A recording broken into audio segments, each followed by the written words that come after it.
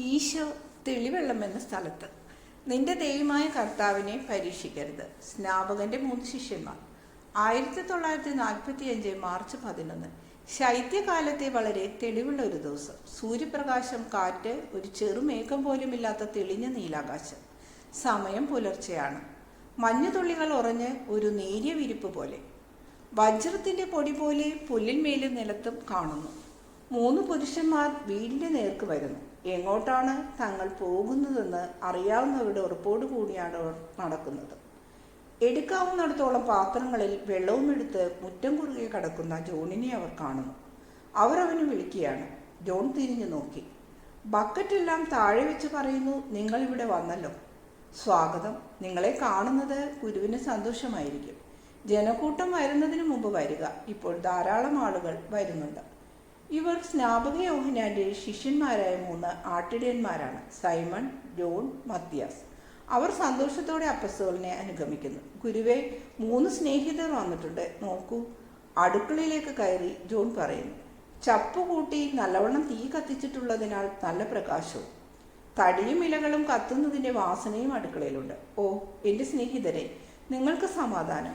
എൻ്റെ പക്കലേക്ക് വരാൻ എന്തു സംഭവിച്ചു? സ്നാപകന് എന്തെങ്കിലും ദൗർഭാഗ്യമുണ്ടായോ? ഇല്ല ഗുരുവേ, അവൻ്റെ അനുവാദത്തോടെയാണ് ഞങ്ങൾ വരുന്നത്. അവൻ നിനക്ക് അഭിവാദനങ്ങൾ അയക്കുന്നു. വേട്ടയാടപ്പെടുന്ന സിംഹത്തിൻ്റെ കാര്യം ദൈവസന്നിധിയിൽ നീ ഉണർത്തിക്കണമെന്ന് അവൻ ആഗ്രഹിക്കുന്നു. അവൻ്റെ ഭാഗധേയത്തെക്കുറിച്ച് അവന് ഒരു മിഥ്യാധാരണയുമില്ല. എന്നാൽ തൽക്കാലം അവൻ സ്വതന്ത്രനാണ്. അങ്ങേക്ക് ധാരാളം അനുയായികളുണ്ടെന്ന് അറിയുന്നതിൽ അവന് സന്തോഷമാണ്. അവരിൽ അനേകർ മുമ്പ് അവൻ്റെ ശിഷ്യന്മാരായിരുന്നവരാണ്. ഗുരുവേ, ഞങ്ങൾക്ക് നിന്റെ കൂടെ വന്നാൽ കൊള്ളാമെന്ന ആഗ്രഹമുണ്ട്. എന്നാൽ അവൻ പീഡിപ്പിക്കപ്പെടുന്ന ഈ അവസരത്തിൽ അവനെ വിട്ടു പോരാൻ ഞങ്ങൾ ആഗ്രഹിക്കുന്നില്ല. അങ്ങിത് മനസ്സിലാക്കണമേ, സൈമൺ പറയുന്നു. നേരെ മറിച്ച് അതിനായി നിങ്ങളെ ഞാൻ അനുഗ്രഹിക്കുന്നു. സ്നാപകൻ സ്നേഹവും ബഹുമാനവും അർഹിക്കുന്നു. അതെ, അങ്ങ് പറഞ്ഞത് ശരിയാണ്. സ്നാപകൻ ഒരു വലിയ ആളാണ്. ഒരു രാക്ഷസനെ പോലെ അദ്ദേഹം കൂടുതൽ തെളിഞ്ഞു വരുന്നു. അവൻ അഗേവ് ചെടി പോലെയാണ്. ആ ചെടി നശിക്കുന്നതിന് മുമ്പ് മനോഹരമായ ഒരു തിരിക്കാല് പോലെ പുഷ്പച്ചെണ്ട് വിരിയിക്കുന്നു. പൂക്കൾ ശോഭയും സൗരഭ്യവും പരത്തുന്നു. ആ ചെടി പോലെയാണ് സ്നാപകൻ. കറ്റാർ വാഴ നിലത്തിൽപ്പെട്ട ഒരു ചെടി. അവൻ പലപ്പോഴും പറയുന്നു, എനിക്കൊരു പ്രാവശ്യം കൂടി അവനെ കാണാൻ കഴിഞ്ഞെങ്കിലെന്ന്. അവൻ അങ്ങയെ കാണണമെന്ന ആഗ്രഹമുണ്ട്. അവൻ്റെ ആത്മരോധനം ഞങ്ങൾ ഏറ്റുവാങ്ങിക്കൊണ്ട് അവനോട് പറയാതെ അത് ഞങ്ങൾ നിന്റെ പക്കലേക്ക് കൊണ്ടുവന്നിരിക്കുകയാണ്. അവൻ അനുതാപത്തിൻ്റെയും തപസ്സിൻ്റെയും പ്രവാചകനാണ്. അങ്ങയെ കാണാനും അങ്ങയെ കേൾക്കാനുമുള്ള ആഗ്രഹത്താൽ അവൻ വാടിത്തളർന്നു പോവുകയാണ്. മത്തിയാസായ എനിക്ക് തോബിയാസ് എന്നും പേരുണ്ട്. തോബിയാസിന് നൽകപ്പെട്ട മുഖ്യദൂതനേക്കാൾ സ്നാപകനൊട്ടും വ്യത്യസ്തനല്ല എന്ന് എനിക്ക് തോന്നുന്നു. അവൻ ജ്ഞാനം കൊണ്ട് നിറഞ്ഞവനാണ്. അവനെ ഞാൻ കാണുകയില്ല എന്ന് പറഞ്ഞില്ലല്ലോ. എന്നാൽ അതിനായി മാത്രമാണോ നിങ്ങൾ വന്നത്? ഈ കാലാവസ്ഥയിൽ യാത്ര വളരെ ദുഷ്കരമാണ്. ഇന്ന് തെളിവുള്ള ഒരു ദിവസമാണ്. എന്നാൽ 3 ദിവസം മുമ്പ് വരെ എന്തുമാത്രം മഴയും വഴിയിലെല്ലാം വെള്ളവുമായിരുന്നു. അതിനായി മാത്രമല്ല ഞങ്ങൾ വന്നത്. ഏതാനും ദിവസങ്ങൾക്ക് മുമ്പ് പ്രീശൻ ഡോറ ശുദ്ധീകരണത്തിനായി ഞങ്ങളുടെ പക്കൽ വന്നു. എന്നാൽ സ്നാപകൻ ഇങ്ങനെ പറഞ്ഞു, സ്നാനപ്പെടുത്തിയുമില്ല. പാപത്തിന്റെ ഇത്ര കട്ടിയായ പുറംചട്ടയുള്ളിടത്ത് ജലമുള്ളിലേക്ക് കടക്കുകയില്ല. ഒരാൾക്ക് മാത്രമേ നിന്റെ പാപങ്ങൾ പൊറുക്കാൻ കഴിയൂ, മിശിഹായിക്ക് മാത്രം. അവൻ അപ്പോൾ മറുപടി പറഞ്ഞു, ഞാൻ അവൻ്റെ പക്കലേക്ക് പോകും. എനിക്ക് സൗഖ്യം കിട്ടണം. എനിക്ക് തോന്നുന്നത് ഈ രോഗം അവൻ്റെ മാന്ത്രിക ശക്തി കൊണ്ടാണ് എനിക്കുണ്ടായതെന്നാണ്. അപ്പോൾ സാത്താനി എന്ന പോലെ സ്നാപകൻ അയാളെ ഓടിച്ചു. പോകുന്ന വഴിക്ക് അവൻ ജോണിനെ കണ്ടു. ജോൺ യോനായെ കാണാൻ അവിടെ ചെല്ലുന്നത് കണ്ട് അയാൾക്ക് പരിചയമുണ്ടായിരുന്നു.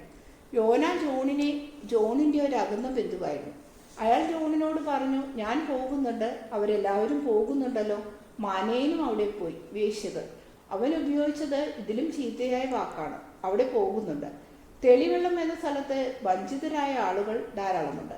അവൻ എന്നെ സുഖപ്പെടുത്തുകയാണെങ്കിൽ എൻ്റെ പറമ്പിൽ നിന്ന് ശാപം പിൻവലിക്കുകയാണെങ്കിൽ ഇപ്പോൾ എൻ്റെ പറമ്പിലെല്ലാം പെരിച്ചാഴികളാണ്. അവയുടെ സൈന്യം തന്നെ. പുഴുക്കളും ചീവിടുകളുമെല്ലാം. യന്ത്രം കൊണ്ട് കുഴിക്കുന്നത് പോലെയാണ് പെരിച്ചാഴികൾ മണ്ണ് മാന്തുന്നത്. വിത്തുകളെല്ലാം അവ തിന്നുന്നു. വൃക്ഷങ്ങളുടെയും മുന്തിരിയുടെയും വേരുകളെല്ലാം അവ കരളുന്നു. ഒരു തരത്തിലും അവയെ നശിപ്പിക്കാൻ കഴിയുന്നില്ല. ഞാൻ അവൻ്റെ സ്നേഹിതനായി തീരും, അല്ലെങ്കിൽ അവന് ആ കഷ്ടം. ഞങ്ങൾ അവനോട് ചോദിച്ചു, ഈ മനസ്ഥിതിയോട് കൂടിയാണോ നിങ്ങൾ അവിടെ പോകുന്നത്? അയാൾ മറുപടി പറഞ്ഞത്, ആ പിശാചിൽ ആരാണ് വിശ്വസിക്കുന്നത്? എന്തായാലും അവന് വേശ്യകളോട് കൂട്ടുചേരുന്നത് പോലെ എന്നോടും സഖ്യമുണ്ടാക്കാൻ കഴിയും എന്നാണ്. ഞങ്ങൾ അതിനോട് ഇത് പറയണമെന്ന് നിശ്ചയിച്ചു. കാരണം ഡോറാസിനോട് എങ്ങനെ പെരുമാറണമെന്ന് അറിയുമല്ലോ. അതെല്ലാം ചെയ്തു കഴിഞ്ഞു. നേരത്തെ ചെയ്തോ? തീർച്ചയായും അയാൾക്ക് വണ്ടികളും കുതിരകളുമുണ്ട്. ഞങ്ങൾക്ക് ഞങ്ങളുടെ കാൽ മാത്രമേ ഉള്ളൂ. എപ്പോഴാണ് അയാൾ വന്നത്? ഇന്നലെ. എന്നിട്ട് എന്ത് സംഭവിച്ചു? ഇതാണ്. നിങ്ങൾക്ക് ഡോറസിന്റെ കാര്യം ശ്രദ്ധിക്കാൻ താല്പര്യമാണെങ്കിൽ ജെറുസലേമിലുള്ള അവന്റെ വീട്ടിൽ ചെന്ന് വിലപിക്കാം. ശവകുടീരത്തിൽ വയ്ക്കാൻ അയാളെ അവർ ഒരുക്കുകയാണ്. മരിച്ചോ? മരിച്ചു ഇവിടെ. എന്നാൽ നമുക്ക് അവന്റെ കാര്യമൊന്നും പറയണ്ട. ശരി ഗുരുവേ, എന്നാൽ ഒരു കാര്യം ഞങ്ങളോട് പറയണമേ. മാനേനെ കുറിച്ച് അയാൾ പറഞ്ഞത് ശരിയാണ്. ശരിയാണ്. നിങ്ങൾക്ക് ദുഃഖമാണോ? ഓ, അത് ഞങ്ങളുടെ സന്തോഷമാണ്. ഞങ്ങൾ മക്കേന്ദ്രസിൽ വെച്ച് അങ്ങയെക്കുറിച്ച് അയാളോട് വളരെയധികം പറഞ്ഞിരുന്നു. തൻ്റെ ഗുരു സ്നേഹിക്കപ്പെടണമെന്നല്ലാതെ ഒരു ശിഷ്യൻ മറ്റെന്താണ് ആഗ്രഹിക്കുന്നത്? അതാണ് ജോൺ ആഗ്രഹിക്കുന്നത്. അവൻ്റെ കൂടെ ഞങ്ങളും. നീ പറഞ്ഞത് ശരിയാണ് മത്തിയാസേ. ഞാനും നിന്നോട് കൂടെയുണ്ട്. ഹാ, ഞാനത് വിശ്വസിക്കുന്നില്ല. എന്നാൽ ഞങ്ങൾ അവളെ കണ്ടിരുന്നു. അങ്ങയെ അന്വേഷിച്ച് അവൾ ഞങ്ങളുടെ അടുത്ത് വന്നു. അത് കൂടാര പെരുന്നാളിന് മുമ്പായിരുന്നു. ഞങ്ങൾ അവളോട് പറഞ്ഞു, നീ അന്വേഷിക്കുന്നയാൾ ഇവിടെയില്ല. എന്നാൽ ഉടനെ തന്നെ കൂടാര പെരുന്നാളിന് അവൻ ജെറുസലേമിൽ ഉണ്ടായിരിക്കും. ഞങ്ങൾ അവളോട് അങ്ങനെ പറഞ്ഞ് സ്നാപകൻ ഞങ്ങളോട് ഇപ്രകാരം പറഞ്ഞിരുന്നതിനാലാണ്. ആ പാപിയെ കാണുക, അവൾ അഴുക്കിന്റെ കൂമ്പാരമാണ്. എന്നാൽ അതിനുള്ളിൽ ഒരു ജ്വാലയുണ്ട്. അത് കത്തിക്കാനുള്ളതാണ്. ആ തീയെ പുറംപടലം ഭേദിച്ചെല്ലാം കത്തിച്ച് ദഹിപ്പിക്കത്തക്ക വിധം അത്ര ശക്തിയായിരിക്കും. അഴുക്കെല്ലാം താഴെ വീഴും. എരിയുന്ന ജ്വാല മാത്രം അവശേഷിക്കും. ഇതാണ് സ്നാപകൻ പറഞ്ഞത്. എന്നാൽ രണ്ട് ശക്തരായ ഗുമസ്തന്മാർ പറഞ്ഞത് അവൾ ഇവിടെ ഉറങ്ങുന്നു എന്നാണ്. അത് ശരിയാണോ? അല്ല. അവൾ ഇവിടുത്തെ നടത്തിപ്പുകാരൻ കൊടുത്തിരിക്കുന്ന ഒരു തൊഴുത്തിലാണ് വസിക്കുന്നത്. ഇവിടെ നിന്ന് ഒരു മൈൽ ദൂരമുണ്ട്. നാരകീയ നാവുകൾ പറഞ്ഞത് കേട്ടോ. എന്നിട്ട് അവർ എന്നും പറയട്ടെ. നല്ല ആളുകൾ അവരുടെ വാക്കുകൾ വിശ്വസിക്കുകയില്ല. അവർ എൻ്റെ പ്രവൃത്തികളിലാണ് വിശ്വസിക്കുന്നത്. ജോണും അങ്ങനെയാണ് പറയുന്നത്. ഏതാനും ദിവസങ്ങൾക്ക് മുമ്പ് അദ്ദേഹത്തിന്റെ ചില ശിഷ്യർ അദ്ദേഹത്തോട് ഇങ്ങനെ പറഞ്ഞു, റബ്ബി, ജോർദാന്റെ മറുകരയിൽ നിന്നോടൊപ്പം ഉണ്ടായിരുന്നവൻ, നീ സാക്ഷ്യപ്പെടുത്തിയവൻ ഇപ്പോൾ സ്നാനം നൽകുന്നു. അവരെല്ലാം അയാളുടെ പക്കലേക്ക് പോവുകയാണ്. ഈ വാർത്ത ശ്രവിക്കുന്ന എൻ്റെ ചെവികൾ ഭാഗ്യപ്പെട്ടവയാണ്. നിങ്ങൾ എത്രമാത്രം സന്തോഷമാണ് എനിക്ക് നൽകുന്നതെന്ന് നിങ്ങൾ അറിയുന്നില്ല. സ്വർഗത്തിൽ നിന്നും നൽകപ്പെടാതെ യാതൊന്നും ഒരുവനും എടുക്കാൻ കഴിയുകയില്ല. ഞാൻ പറഞ്ഞതിന് നിങ്ങൾ സാക്ഷികളാണ്. ഞാൻ ക്രിസ്തുവല്ല, അവന്റെ വഴിയൊരുക്കാൻ അയക്കപ്പെട്ടവനാണ് ഞാൻ. തൻ്റേതല്ലാത്ത ഒരു പേരെടുക്കാൻ നീതിമാനായ മനുഷ്യൻ ആഗ്രഹിക്കുന്നില്ല. ആളുകൾ അയാളെ സ്തുതിച്ച് നീയാണ് അവൻ, നീയാണ് വിശുദ്ധൻ എന്ന് പറയുമ്പോൾ അയാൾ മറുപടിയായി, സത്യമായും ഞാനല്ല, ഞാൻ അവന്റെ ദാസനാണെന്ന് പറയും. എന്നാലും അയാൾക്ക് സന്തോഷമാണ്. കാരണം അയാൾ ചിന്തിക്കുന്നത്, അവനാണെങ്കിൽ ആളുകൾ എന്നെ തെറ്റിദ്ധരിക്കണമെങ്കിൽ ഞാൻ അല്പമെങ്കിലും അവനെ പോലെ ആയിരിക്കും. സ്നേഹിക്കുന്നവൻ മറ്റെന്താണ് ആഗ്രഹിക്കുന്നത്? സ്നേഹിക്കുന്ന ആളിനെ പോലെ ആകണമെന്നല്ലേ ആഗ്രഹിക്കൂ? വരനിൽ നിന്ന് വധുവിന് മാത്രമേ സന്തോഷം ലഭിക്കുന്നുള്ളൂ. വരന്റെ തോഴൻ അത് ലഭിക്കുകയില്ല. കാരണം അത് മോഷണവും അധർമ്മവുമായിരിക്കും. എന്നാൽ അടുത്തു നിൽക്കുന്ന സ്നേഹിതനെ ആ വാക്കുകൾ കേൾക്കുമ്പോൾ വലിയ സന്തോഷമായിരിക്കും. സ്നേഹിതനെ വിവാഹം ചെയ്ത കന്യയെ കൊണ്ടാകുന്ന ദാമ്പത്യ ആനന്ദത്തിന്റെ ഒരു മുൻ ആസ്വാദനമായിരിക്കും അത്. ഇതാണ് എൻ്റെ സന്തോഷം. ഈ സന്തോഷം പൂർണ്ണവുമാണ്. മണവാളന്റെ സ്നേഹിതൻ പിന്നെ എന്താണ് ചെയ്യുക? അനേകം മാസങ്ങൾ തന്നെ തൻ്റെ സ്നേഹിതന് വേണ്ടി സഹായങ്ങൾ ചെയ്തിട്ട് വധുവിനെ വരന്റെ വീട്ടിൽ കൊണ്ടുവരികയും ചെയ്ത ശേഷം അയാൾ പിൻവാങ്ങുകയും അപ്രത്യക്ഷനാവുകയും ചെയ്യുന്നു. അങ്ങനെയായിരിക്കും ഞാനും ചെയ്യുക. ഒരാൾ മാത്രം ഉണ്ടായിരിക്കും വധുവിനോടുകൂടെ. വരൻ മനുഷ്യൻ വലുതാകണം, ഞാൻ ചെറുതായിത്തീരണം. സ്വർഗത്തിൽ നിന്നും വരുന്നവൻ എല്ലാവർക്കും മുകളിലുള്ളവനാണ്. അവന്റെ ആഗമനത്തിൽ ഗോത്രപിതാക്കന്മാരും പ്രവാചകന്മാരും അപ്രത്യക്ഷരാകും. കാരണം അവൻ സൂര്യനെ പോലെയാണ്. സൂര്യൻ തന്റെ ശക്തിമത്തായ പ്രകാശത്താൽ എല്ലാറ്റിനെയും പ്രഭാപൂരിതമാക്കുന്നു. പ്രകാശമില്ലാത്ത ഗ്രഹങ്ങളും നക്ഷത്രങ്ങളും സൂര്യൻ നിമിത്തം പ്രകാശിക്കപ്പെടുന്നു. പ്രകാശം കെട്ടുപോകാത്തവയുടെ പ്രകാശത്തെ അധീകരിക്കുന്ന പ്രകാശത്താൽ സൂര്യൻ പ്രകാശിക്കുന്നു. അവ അപ്രത്യക്ഷമാകുന്നു. ഇങ്ങനെ സംഭവിക്കുന്നതിന്റെ കാരണം അവൻ സ്വർഗത്തിൽ നിന്നാണ് വരുന്നത്. എന്നാൽ പിതാക്കന്മാരും പ്രവാചകന്മാരും സ്വർഗത്തിൽ നിന്നല്ല വരുന്നത്. അവർ സ്വർഗത്തിലേക്ക് പോകുന്നവരാണ്. സ്വർഗത്തിൽ നിന്നും വരുന്നവൻ എല്ലാവരെക്കാളും മുകളിലുള്ളവനാണ്. കാണുകയും കേൾക്കുകയും ചെയ്യുന്ന കാര്യങ്ങൾ അവൻ പറയുന്നു. എന്നാൽ സ്വർഗത്തെ ലക്ഷ്യമാക്കാത്തവർ, അതിനാൽ ദൈവത്തെ നിരാകരിക്കുന്നവർ അവന്റെ സാക്ഷ്യം സ്വീകരിക്കുകയില്ല. സ്വർഗത്തിൽ നിന്ന് താണിറങ്ങിയവന്റെ സാക്ഷ്യം സ്വീകരിക്കുന്നവൻ ദൈവമുണ്ടെന്നും അത് സത്യമല്ലാത്ത ഒരു കെട്ടുകഥയല്ലെന്നും തന്റെ വിശ്വാസത്താൽ സ്ഥിരീകരിക്കുന്നു. അവൻ സത്യം കാണുന്നു, കാരണം അവന്റെ ആത്മാവ് സത്യത്തിനായി ആഗ്രഹിക്കുന്നു.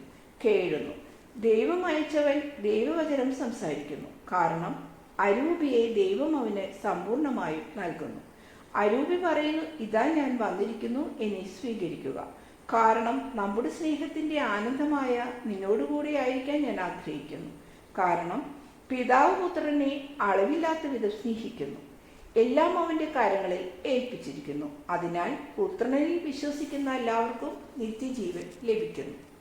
എന്നാൽ പുത്രനെ വിശ്വസിക്കാൻ കൂട്ടാക്കാത്തവർ ജീവൻ കാണുകയില്ല.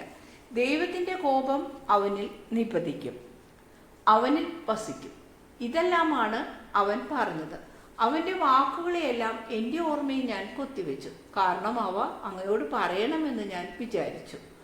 മത്തിയാസ് പറയുന്നു, ഈ വാക്കുകൾക്കായി നിന്നെ ഞാൻ സ്തുതിക്കുകയും നിനക്ക് ഞാൻ നന്ദി പറയുകയും ചെയ്യുന്നു. ഇസ്രയേലിലെ അവസാനത്തെ പ്രവാചകൻ സ്വർഗത്തിൽ നിന്നും താണിറങ്ങിയവനല്ല, എന്നാൽ അമ്മയുടെ ഉദരത്തിലായിരുന്നപ്പോൾ തുടങ്ങി ദൈവിക ദാനങ്ങളാൽ അനുഗ്രഹീതനായവൻ. നിങ്ങൾക്കത് അറിഞ്ഞുകൂടാ. ഞാൻ നിങ്ങളോട് പറയുന്നു, അവനാണ് സ്വർഗത്തോട് ഏറ്റവും അടുത്തവൻ.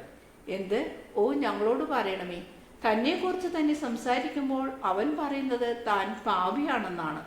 ഇടയന്മാർക്കും ശിഷ്യന്മാർക്കും അറിയാൻ വലിയ ആഗ്രഹം. എൻ്റെ അമ്മ എന്നെ ഗർഭം ധരിച്ചിരുന്നപ്പോൾ, ദൈവമനുഷ്യനെ ഉദരത്തിൽ വഹിച്ചിരുന്നപ്പോൾ എളിമയും സ്നേഹവും ഉള്ളവളായി തീർന്നതിനാൽ അവൾ ജോണിൻ്റെ അമ്മയ്ക്ക് ശുശ്രൂഷ ചെയ്യാൻ പോയി. എൻ്റെ അമ്മയുടെ അമ്മ വഴി ജോണിൻ്റെ അമ്മ കസിനായിരുന്നു. വാർദ്ധക്യ കാലത്തെ ഗർഭത്തിൻ്റെ കാലത്ത് 7 മാസം ഗർഭമുള്ളപ്പോഴാണ് സംഭവം. സ്നാപകന് ആത്മാവുണ്ടല്ലോ. ദൈവത്തിൻ്റെ മണവാട്ടിയുടെ സ്വരം കേട്ടപ്പോൾ സന്തോഷ ആധിക്യത്താൽ ശിശു തുള്ളിച്ചാടി. ഈ കാര്യത്തിൽ അവൻ മുന്നോടിയായിരുന്നു, രക്ഷിക്കപ്പെട്ടവരിൽ മുമ്പനായി. കാരണം കൃപാവരം ഗർഭത്തിൽ നിന്ന് ഗർഭത്തിലേക്ക് നൽകപ്പെട്ടു. ആ കൃപാവരം ശിശുവിൻ്റെ ആത്മാവിൽ നിന്ന് ആദ്യ പാപത്തെ നീക്കിക്കളഞ്ഞു. അതിനാൽ ഞാൻ പറയുന്നു, സ്വർഗത്തിൽ ജ്ഞാനം തന്നെയായ 3 പേരുള്ളതുപോലെ, അതായത് പിതാവ്, പുത്രൻ, പരിശുദ്ധാത്മാവ്. ഭൂമിയിൽ ജ്ഞാനമുള്ള 3 പേരുണ്ട്: വചനം, അവൻ്റെ അമ്മ, ഭൂമിയിൽ അവൻ്റെ മുന്നോടി.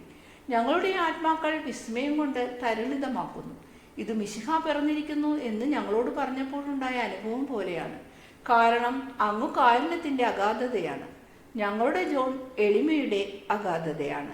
എൻ്റെ അമ്മ പരിശുദ്ധിയുടെ, കൃപാവരത്തിൻ്റെ, സ്നേഹത്തിൻ്റെ, അനുസരണയുടെ, എളിമയുടെ, മറ്റെല്ലാ പുണ്യങ്ങളുടെയും അഗാധതയാണ്. ദൈവം തൻ്റെ വിശുദ്ധന്മാർക്ക് നൽകുന്ന എല്ലാ പുണ്യങ്ങളും അമ്മയിലുണ്ടായിരുന്നു. ഗുരുവേ, ആളുകൾ ധാരാളം വന്നിട്ടുണ്ട്. സെബദിയുടെ പുത്രൻ ജെയിംസ് പറയുന്നു, നമുക്ക് പോകാം. നിങ്ങൾക്ക് വരണമെങ്കിൽ വരാം. ജനക്കൂട്ടം വലുതാണ്. സമാധാനം നിങ്ങളോടുകൂടെ. ഈശോ പറയുകയും പുഞ്ചിരി തൂകുകയും ചെയ്യുന്നു. ഇത്രയും ഭ്രമയോടെ പുഞ്ചിരിക്കാറില്ല. ആളുകൾ കുശുകുശുക്കുകയും ഈശോയെ നോക്കി തല കുനിച്ച് അഭിവാദ്യം ചെയ്യുകയും ചെയ്യുന്നു. എല്ലാവർക്കും വലിയ ജിജ്ഞാസ.